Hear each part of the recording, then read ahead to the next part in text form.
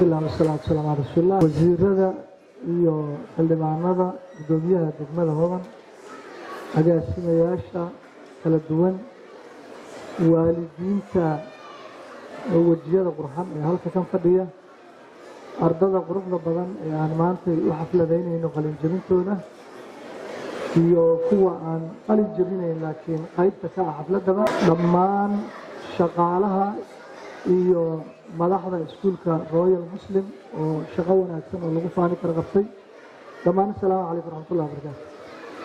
salaan kadib waxaan rabaa marka hore inaan u mahad celiyo isla markaasna u hambaliyeeyo oo aan bogaadiyo ardada maanta qalin jabinaysa iyo dhammaan ardayda Royal Muslim iyo guud ahaan maamulka iyo shaqaalaha Royal Muslim Academy intaba iyo ka soo qaybgalayaasha. Royal Muslim waa iskuul sida laga sheekeeyay meeshaan hadda uu maamulaha ka warbixiyada kamida iskuulaadka ka jira magaalada Muqdisho iyo Nairobi iyo gobolada dalka intaba qaybo kamida asaaskiisina aniga goobjoogan u ahaa. maanta waa ku faraxsanahay isagoo baraanjiyo badan Soomaaliya kula magaalada Muqdisho in ka badan 100 arday ay ka qalin jabinayaan inaan goobjoog ka ahaado aad iyo aad aniga farxad gooni igu tahay. waxaan rabaa iskuulka Royal Muslim inaan ku ammaano una hambaliyeeyo iskuulaad badan ay ka furan Soomaaliya guud ahaan iyo gaar ahaan magaalada Muqdisho, laakiin waxaan moodaa inay wax badan kaga duwan yihiin. Royal Muslim waxaa la dhihi karaa waxay ka shaqeeyaan waxbarasho tayo leh oo casri ah oo la taaban karo oo marqaati ay ka yihiin waalidka iyo madaxda halkaan fadhisa qaybahooda kala duwan ee ilmuhu u dhigtaan iyo kuwa dariska la iyo kuwa si uun involved ugu ah inta. waan uga mahad celinaynaa, waana jeclaan lahayn in lagu daysado oo iskuulaadka kale iyo lagu daysado. waxbarashadu sideedaba waxaa fiican inay la jaan qaadi karto suuqa.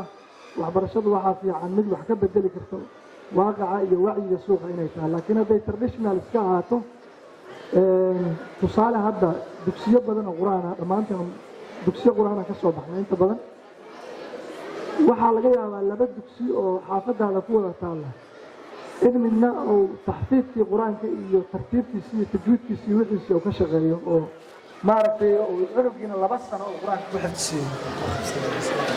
midna waxaa laga yaabaa in cunugii 5 sano markuu dhiganayo isbedel badan ka muuqda.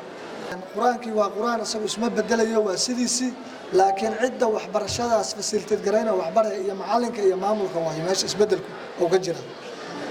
sidaas awgeed anoo dhammaan bahda waxbarashada u mahad celinayo wasiir dawliga waxbarashadana oo fadhiyo.